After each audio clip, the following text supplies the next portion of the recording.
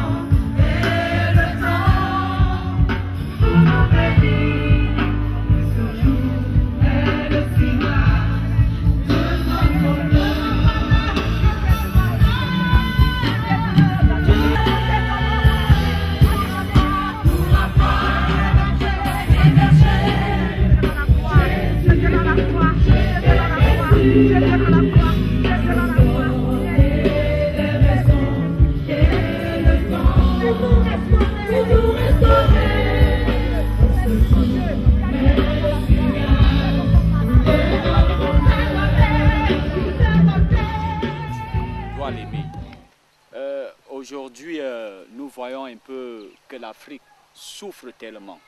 Or, lorsque nous lisons les Écritures saintes, Jésus-Christ, il nous a laissé son paraclet. Non pas pour que nous prions seulement, mais il nous l'a laissé aussi pour que nous le mettons en pratique. Alors tout à l'heure, vous dites que c'est Jésus seul qui peut sauver l'Afrique de ces maux.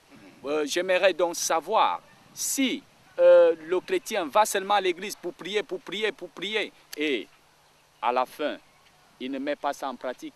qu'adviendra donc le salut dont Jésus-Christ fera pour l'Afrique. Ça, c'est justement des choses que moi, je ne peux pas comprendre dans mon esprit. Que quelqu'un dise « je suis chrétien » et qui ne se laisse pas transformer. Parce que Jésus-Christ, la parole, l'évangile transforme.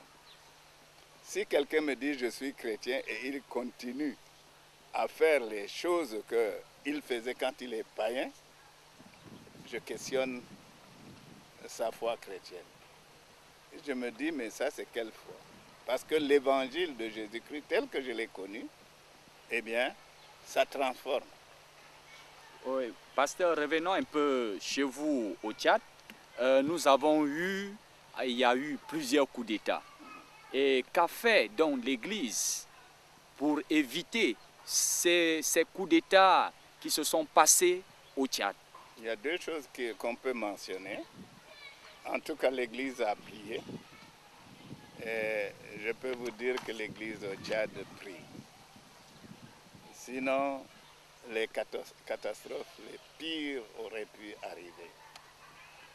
Juste récemment, en février 2008, il y avait une attaque sur la capitale. Mais les chrétiens ont prié. Les chrétiens ont prié. Bon, ça, c'est déjà une chose. Oui. Ce que j'ai dit, il y a deux choses. La première chose, donc, il faut que les chrétiens prient pour le pays.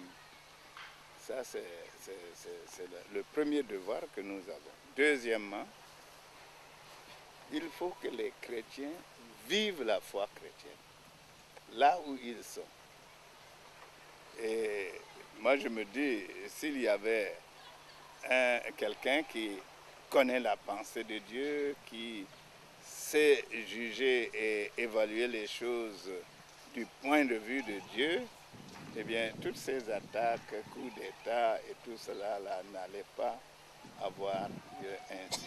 Mais Oui. c'est simplement parce que les hommes, et malheureusement parfois aussi les chrétiens, qui sont même en position de faire autrement, ne font pas autrement, mais font comme les autres. Donc l'erreur revient donc à qui? Ah, ça, c'est la pratique de ce qui a été enseigné. L'erreur peut revenir à deux niveaux. Premier niveau, les serviteurs de Dieu n'enseignent pas la parole de Dieu. Et s'ils ne l'enseignent pas, l'erreur, c'est les responsables de l'Église. Mais s'ils l'enseignent, on ne peut pas pratiquer la parole de Dieu à la place de quelqu'un. On ne naît pas pasteur, on le devient.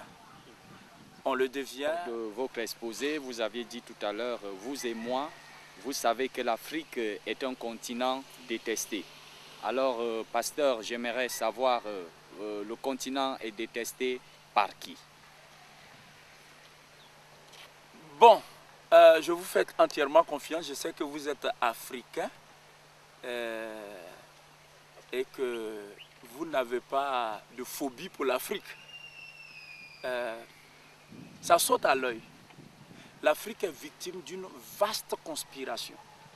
Pour peu que l'on ait quelques connaissances en histoire, on comprend tout de suite que l'Afrique est victime d'une vaste conspiration. Comment vous expliquer?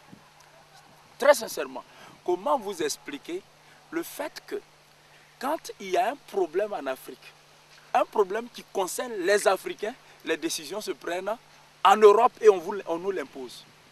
Est-ce parce que nous ne sommes pas suffisamment mûrs pour régler nos problèmes? Est-ce parce que nous ne sommes pas intelligents? Non. C'est parce que les gens savent que s'ils laissent le soin aux Africains de régler leurs problèmes par eux-mêmes, il y aura un terme à l'hégémonie et à l'impérialisme occidental.